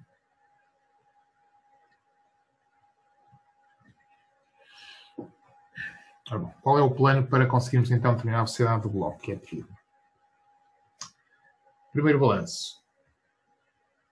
O que é conhecido, que está a ser imposto ao movimento, está neste lado, desta cadeia cinemática, mas aquilo que está a ser pedido para calcular estará na outra extremidade. Portanto, teremos que de alguma forma converter esta aceleração angular em aceleração linear no bloco. Quando tivermos isso feito, podemos facilmente, porque trata-se de movimento retilíneo, podemos então facilmente calcular a velocidade pedida, a velocidade do bloco, quando tiver subido 6 metros. É isso que vamos fazer. Vamos, a partir desta aceleração angular da poli A, que é conhecida, conhecendo estes raios, vamos calcular a aceleração de B. Ok, primeiro, como é que conseguimos relacionar a velocidade, por exemplo, angular desta poli A com a velocidade da poli C, uma vez que elas estão ligadas por uma correia dentada? Bom, é simples. Se não houver escorrimento, e o facto de ser uma correia dentada ajuda a isso, se não houver então escorrimento entre a poli e a correia, a velocidade em qualquer ponto aqui da periferia da poli, que está representada por estes vetores V, que aqui estão, essa velocidade vai ser toda igual. Okay? O que vai mudar é a direção do vetor. O que quer dizer que a correia dentada nesta zona, neste troço e no de cima, em que ela descreve o movimento retilíneo, nestas duas zonas, vai ter o mesmo valor de velocidade. Okay? O que quer dizer que na periferia da poli C, onde temos o contacto entre a correia e a poli, vamos ter também o mesmo valor de velocidade. Os vetores de velocidade vão variar de direção, de direção ao longo do tempo. Okay? Portanto, aqui temos este sentido, esta direção, aqui também teremos a mesma, mas à medida que temos um movimento de rotação e vamos considerando pontos diferentes, o vetor de velocidade vai mudando de direção. Okay? Mas em termos de valor, permanece o mesmo, uma vez que não há escorrimento. Portanto, podemos tirar a partir disso para relacionar a velocidade angular da poli A com a velocidade angular da poli C. A velocidade em qualquer ponto aqui da periferia da poli A é dada por velocidade angular vezes o raio, como tínhamos visto há pouco, a velocidade do ponto B. E essa velocidade, que é igual à velocidade de V, tem que ser igual a velocidade angular de C vezes o raio de C. Pronto, e com isto podemos relacionar as duas velocidades angulares das duas polias. Em termos de aceleração, como é que vamos proceder para relacionar as acelerações das duas polias, as acelerações angulares?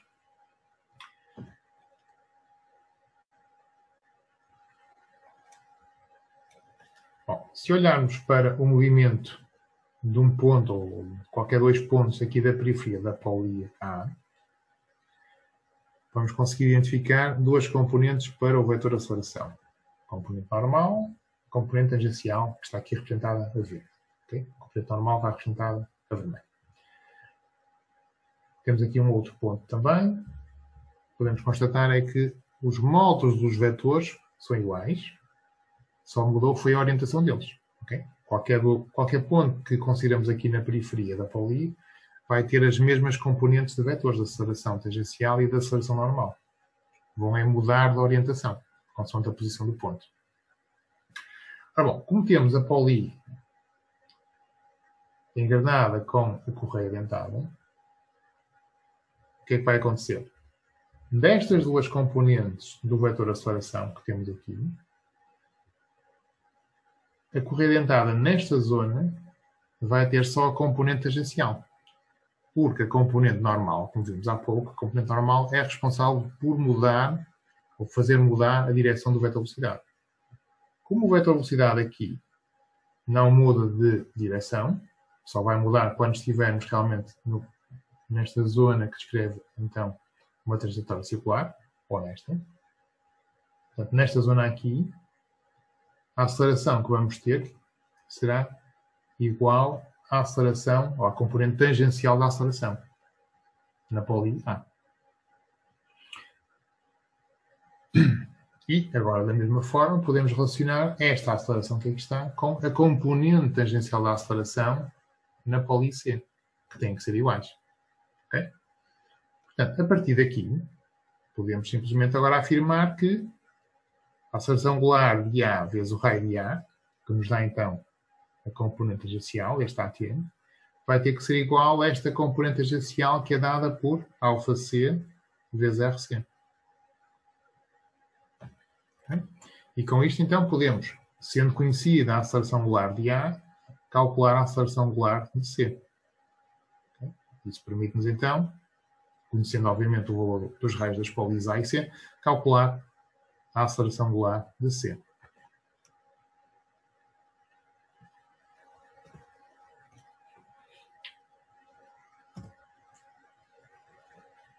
Passo seguinte.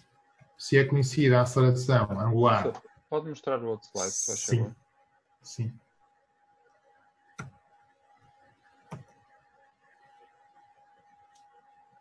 Só para acabar de escrever as formas. Porquê é que não aproveitam que está a ser aula online e capturam o ecrã? Se calhar é mais prático, não? Pois. Só que estava com muito zoom. Enquanto o professor está a explicar. Ok, pronto. Obrigado. Mas já conseguiu fazer? Claro. Ok, pronto. Vamos avançar então. Se precisarem de alguma altura que volte atrás nos slides, digam, está bem? Tá, obrigado. Portanto, qual é o objetivo agora? É relacionar a aceleração angular da pólia C, que já está calculada, com a aceleração angular da pólia B.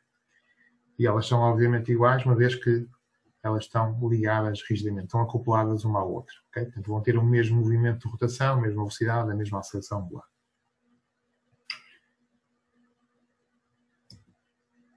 Portanto, o que é que falta agora?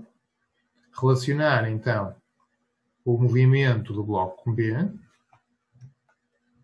com o movimento de rotação da pólia D, onde este cabo vai enrolar. Bom, e agora o procedimento é o mesmo que já vimos para a correia dentada e para as pólias anteriormente. A aceleração de B, deste vetor aqui, a sua intensidade, o seu modo, vai ter que ser igual a quê? À componente tangencial da aceleração de qualquer ponto que esteja na periferia da pólia B.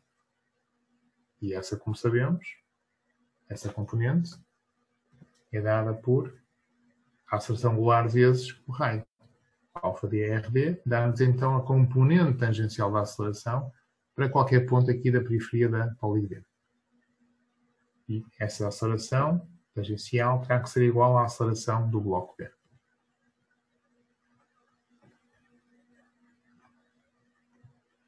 Okay? Portanto, com isto calculamos a aceleração de B e podemos então analisar o movimento do bloco B, que vai ser elevado. Temos a situação da aceleração ser constante, é um movimento retilíneo, portanto então da aceleração constante, em que nos pedem para determinar uma velocidade ao fim de, não de um tempo, mas de um espaço percorrido. Neste caso, um espaço percorrido de 6 metros. Portanto, o que podemos fazer é tirar partido de uma das expressões que vimos antes. Aliás, desculpem, não vimos antes porque era para o movimento retilíneo, portanto, mas são expressões já são conhecidas, vimos para o movimento de rotação, em que a expressão está aqui já representada, portanto, a velocidade final ao quadrado igual à velocidade inicial ao quadrado, mais 2 vezes a aceleração vezes a variação de posição. Okay? E esta expressão podemos aplicá-la por se tratar de uma situação de aceleração constante. Portanto, temos uma variação de posição de 6 metros, a aceleração está calculada, 0,15 metros por segundo quadrado, a velocidade inicial é nula, portanto, e com isso vamos poder então calcular a velocidade final, ao fim dos 6 metros, de B, do bloco B. Portanto, teremos então os tais 1,34 metros por segundo. Portanto, em alternativa a isto, podíamos simplesmente calcular o tempo que demoraria a percorrer os 6 metros. Okay? Por exemplo, através de uma expressão que nos diz que S igual a S0 mais V0T mais 1 elevado ao quadrado. Okay? Também uma expressão que é válida para o caso da aceleração ser constante. Okay? Estas duas parcelas são nulas. Variação de posição é então 6 metros. Temos o valor da aceleração, que são 0,15. E daqui tiraríamos o valor do tempo. A partir daqui, simplesmente calcular a velocidade por V igual a V0 mais AT e tiraríamos então o valor de 1,34 metros por segundo. Ok? O caminho alternativo, mas como vê, é algo mais moroso do que aplicar diretamente esta expressão, relacionando então velocidades, acelerações e espaço percorrido. Ali não dá bem para perceber. A é igual a quê? Aí onde está, debaixo de onde tem o lápis. Aqui. Isto é basicamente dizer que, para o caso, a aceleração ser constante. Okay? Portanto, e aceleração constante. É o que nos permite, utilizando as relações da cinemática, portanto, que V igual a ds dt e que A igual a dv dt. Utilizando estas relações e o facto de a aceleração ser constante é que vamos encontrar ou esta expressão ou esta aqui ou esta aqui. Ok? Sim, não tinha percebido, era mesmo o que estava escrito. Está bem?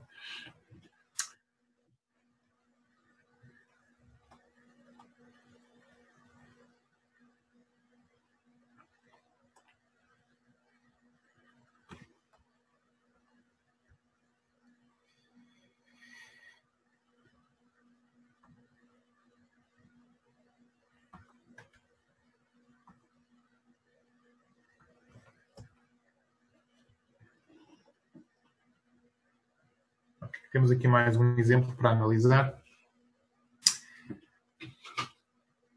Tem algumas semelhanças com o que vimos antes. Portanto, o sistema que aqui está é um sistema em que se utiliza um motor para fazer o acionamento de umas pás no ventilador. Temos aqui o motor, as pás estão aqui. Portanto, a transmissão é através também de uma correia. Sabe-se que o motor e a poli está ligado ao motor inicia o movimento a partir do repouso. A aceleração angular é conhecida, 2 radianos por segundo quadrado. E o que se pretende aqui é determinar a velocidade e a aceleração de um ponto, que é este ponto P, desta poli ou roda B. Okay? Para que altura? Para que condição? Após, então, a roda B ter completado uma volta. Okay? Portanto, temos aqui uma aceleração angular que é conhecida, transmissão do movimento para uma segunda poli ou roda, e pretende-se calcular o módulo da velocidade e da aceleração deste ponto após esta roda ou poli ter completado uma volta.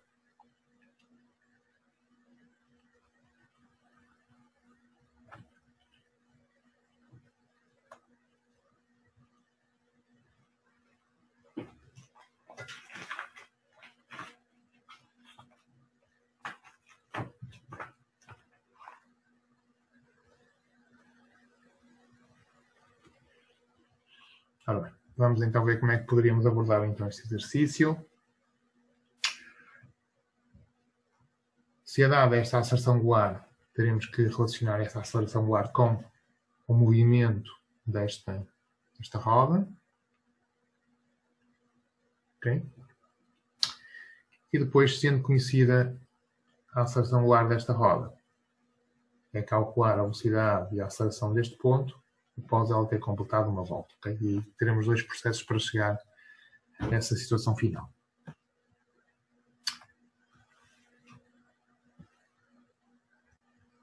Ora bem, vamos passar aqui para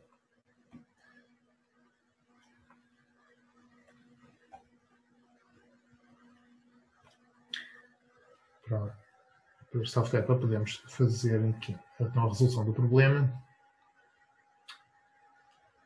Portanto, primeira coisa, relacionar o movimento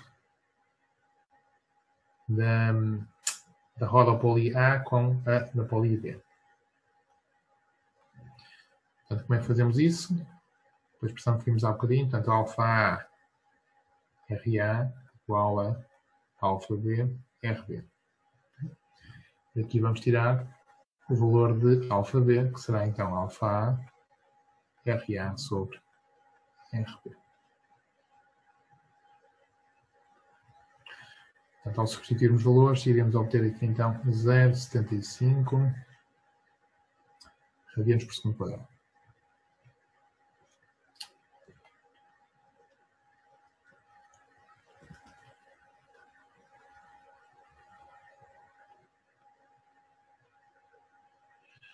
o sentido dos ponteiros de relógio.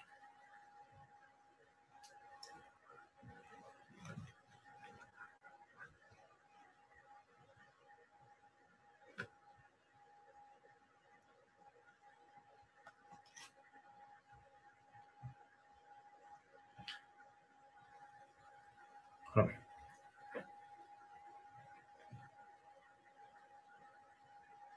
A condição final é dada por a roda B ter completado uma volta.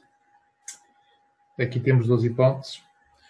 Podemos simplesmente determinar o tempo que demora a completar uma volta, por exemplo, por... Deixa eu ampliar um pouco mais isto. Θ igual a θ0 mais a linguagem inicial, ômega 0t mais 1 meio de alfa-t ao quadrado. Portanto, isto, mais uma vez, é possível de aplicar porque a aceleração é constante.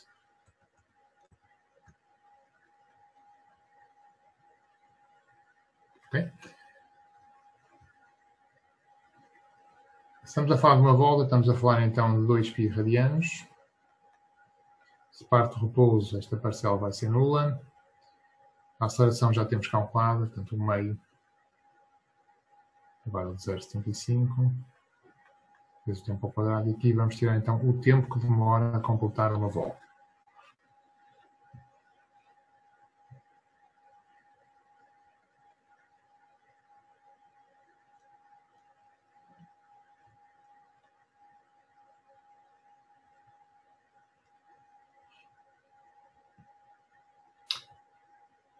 Ora, para podermos calcular a velocidade do ponto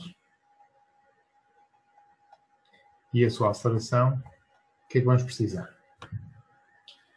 Bom, para calcular a velocidade, precisamos saber a velocidade angular e o raio da trajetória.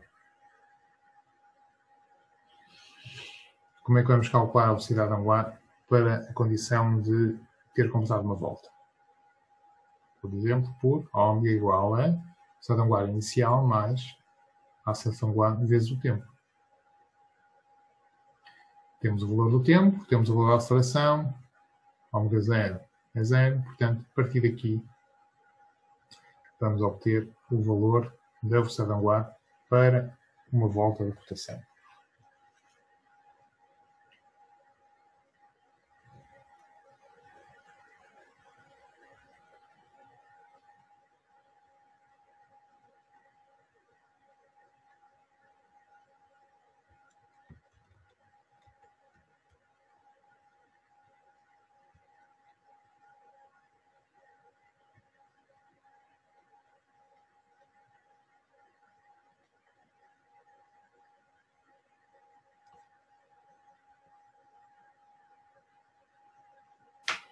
Portanto, para aquele ponto B, perdão, para aquele ponto P, o vetor velocidade será um vetor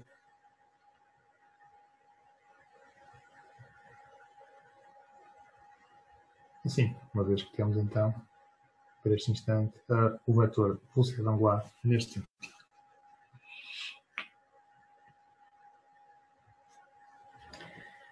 Muito bem. Agora, cálculo da aceleração. A aceleração é o módulo do vetor aceleração, pode ser calculada por raiz quadrada das duas componentes, a tangencial e a normal ao quadrado. Portanto, teremos que calcular estas duas componentes para podermos então calcular a aceleração. Começando pela componente tangencial da aceleração. Ela é dada pela aceleração angular vezes o raio. Okay? Portanto, poderá ser calculada por exemplo, αB, RB, ou podemos fazer também por αA, RA.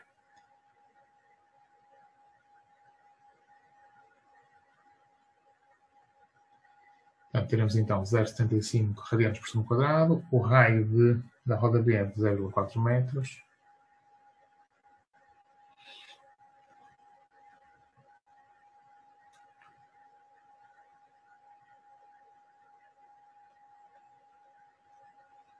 Conseguem ver bem o que eu estou a escrever na tela?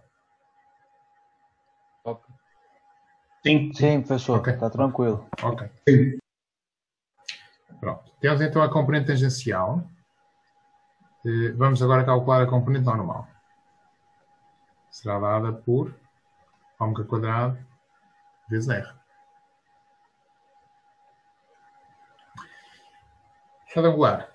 Já calculamos antes, portanto será 3,07 radianos por segundo.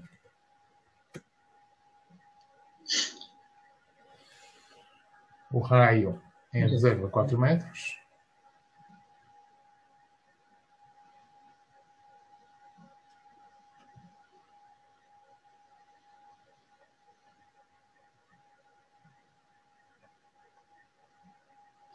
Okay? E temos então agora calculadas as duas componentes da aceleração.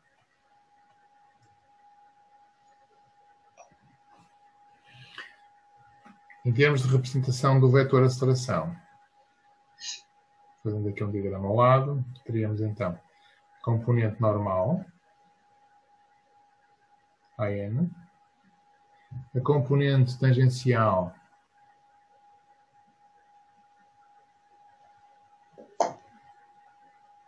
aqui,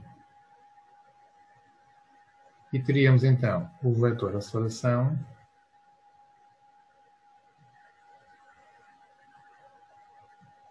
representado aqui. Okay? Só ampliar isto um pouco mais, corrigir aqui o desenho.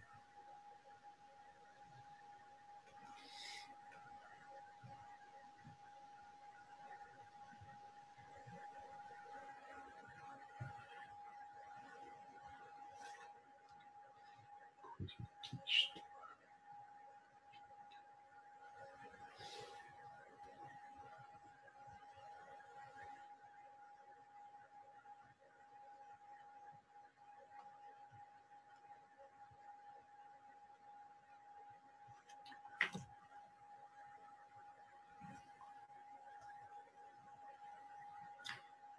Então, o módulo do vetor de aceleração será dado, como vimos há pouco,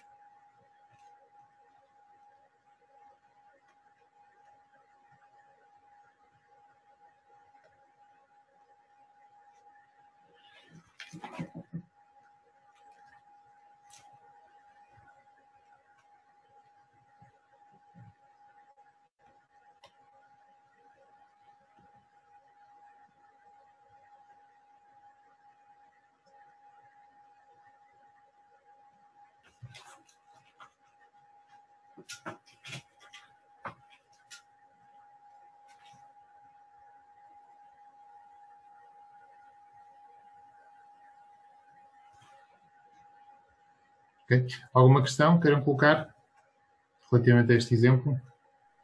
Posso só fazer zoom out, por favor, só para... Por hora não, professor. Só.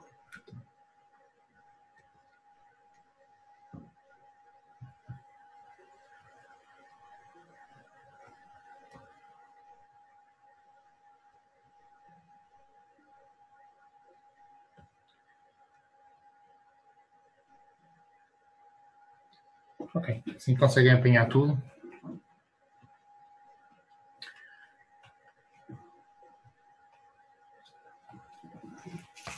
Obrigado, professor.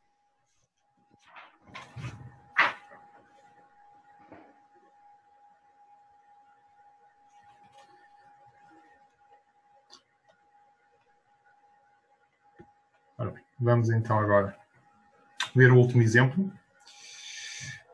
Portanto,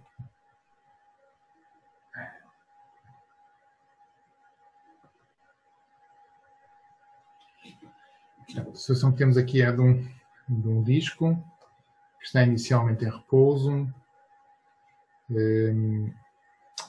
Neste disco é enrolado um cabo ao qual se aplica esta força F, que vai comunicar então ao cabo uma aceleração que vai depender do tempo. Vai ser dada por esta expressão aqui, aceleração do cabo igual a 4 vezes tempo.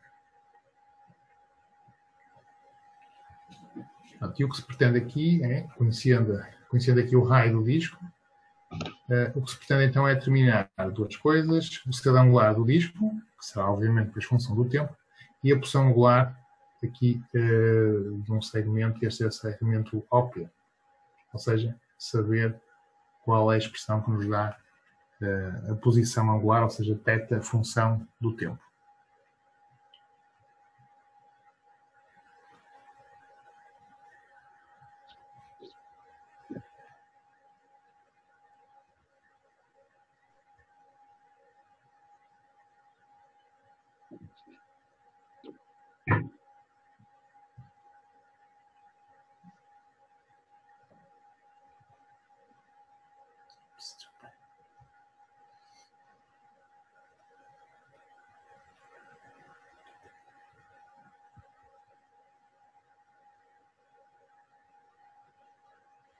Bem, vamos então ver como é que se poderia resolver isto.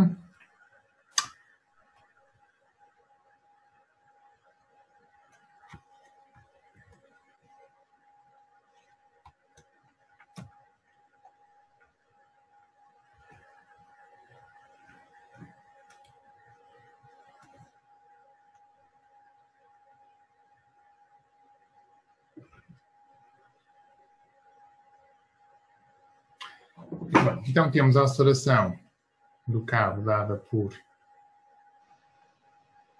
4t. A partir daqui podemos calcular a aceleração angular, alfa, como sendo o A sobre R, ou seja, 4t sobre o raio, que neste caso são 0,2 metros. Vamos obter então 20 radianos por segundo quadrado, ok? No sentido horário.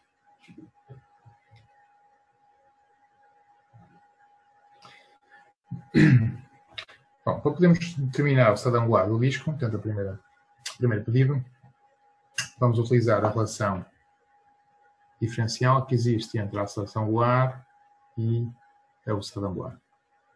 Ou seja, a aceleração angular é dada pela derivada de ômega em ordem ao tempo. Vamos reescrever esta expressão, portanto, vamos ter d ômega igual a alfa dt. Vamos agora primitivar.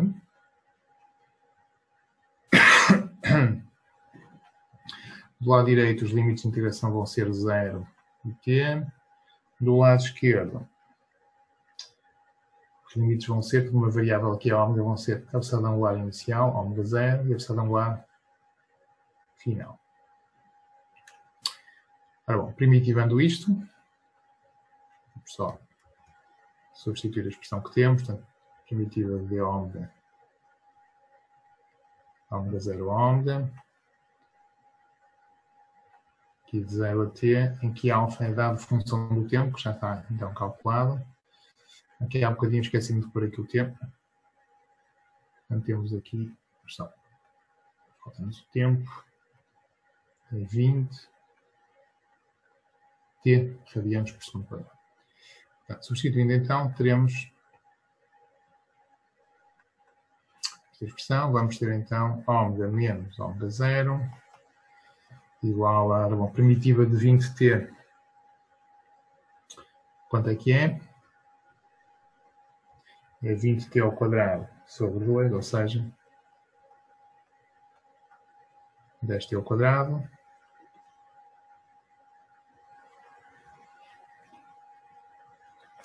Portanto, os limites que vamos ter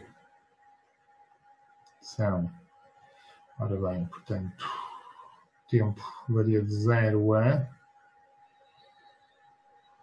t, pronto, já está. Não, aqui não é pedido para concretizar, portanto não vale a pena estar aqui a colocar os limites. Portanto, teremos então uma expressão para a velocidade que será ômega igual a ômega 0 mais 10t ao quadrado. Se está inicialmente em repouso, esta parcela vai ser nula e ficamos só então com 10t ao quadrado. Ok?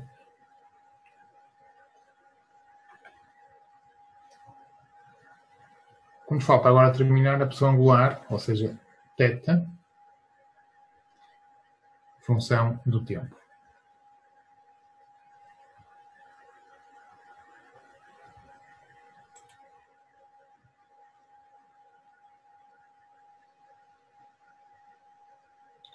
Bom, sabemos que ômega é igual ou é dado por dθ dt.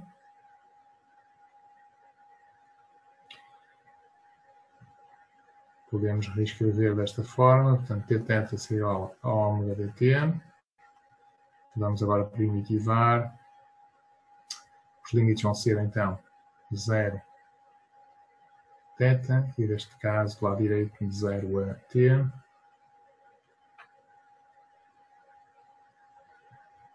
Ômega, já temos qual é a expressão, é dada por 10t ao quadrado.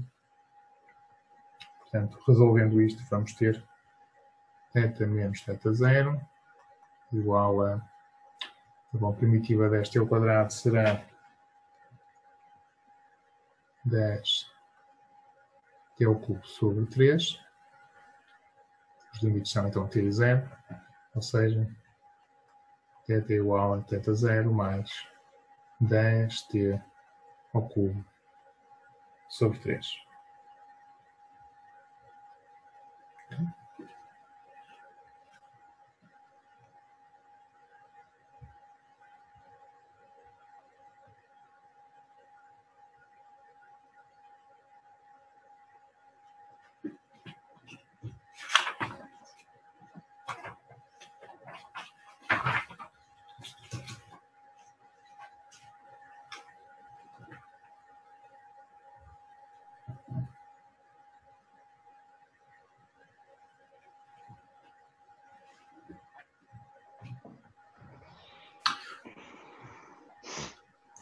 Alguma questão queiram colocar relativamente aqui a este exemplo?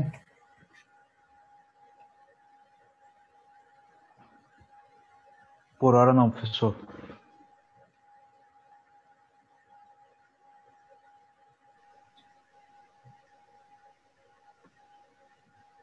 Ok, então, se não houver questões, vamos ficar por aqui na aula hoje. Próxima aula, já deixaremos esta parte da matéria para trás. Começaremos a tratar o movimento relativo no que diz respeito às velocidades, está bem? Ok. Está bem. As aulas práticas é só para a semana, não é? Sim, foi isso que me transmitiram também. Portanto, as aulas práticas que se desejava começassem já esta semana, houve algumas dificuldades na colocação das turmas, portanto, só vão ter início na próxima semana. Está bem? Professor, estes slides vão estar disponíveis? Não vão? Não, os slides não estão são os apontamentos. Isso, são muito mais completos, está bem? Sim. Não é só por causa Mas, dos... de qualquer maneira, se quiserem capturar, podem estar à vontade, mas não é digamos isto, não é a melhor forma de transmitir, não é? Portanto, Sim, não foi só por causa dos desenhos que não tive tempo de os fazer, só por causa disso. Sim, o enunciado, isso também, estamos a falar deste exemplo, por exemplo, podem capturar o ecrã, não tem problema. Só um bocadinho. Engenheiro, no exercício da correia podia pôr outra vez no primeiro ponto? Por mim já pode ser, professor. Já capturei. Ok, vamos então. Posso mudar de slide? Slide ou neste caso de... Sim. Por mim pode. Ok. Portanto, o que tínhamos visto há pouco foi este.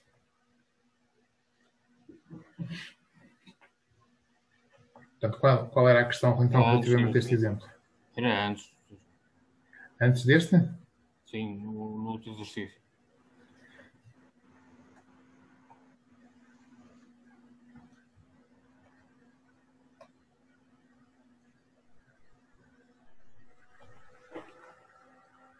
No outro exercício. Eu sei. Tenho que aguardar um pouco.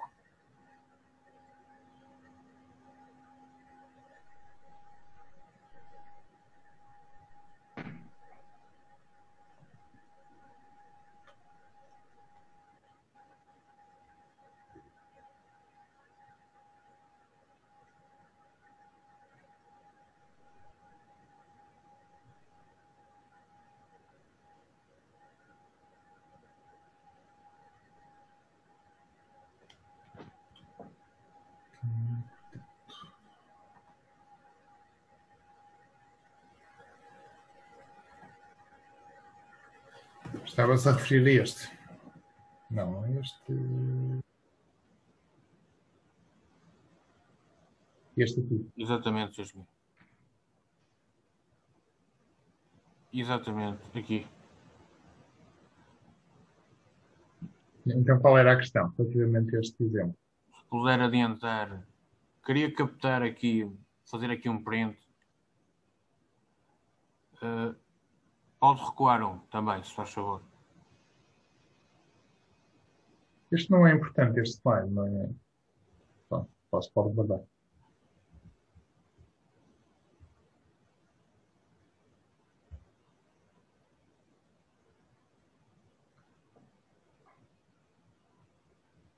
Mas há alguma questão relativamente então a este exemplo? Não era este exemplo, estou a dizer mal. Aquilo tem o peso. Tem o peso é este. Acho que é o segundo, não, professor. O outro a seguir, esse. Exatamente, é este mesmo. Sim, mas o exemplo é o mesmo. Isso. Não, mas...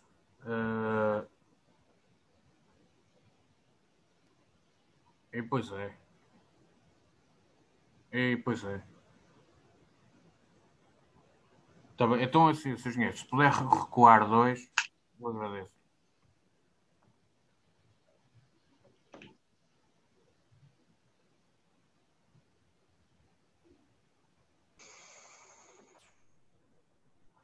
Tá, Sr. Engenheiro, obrigadíssimo.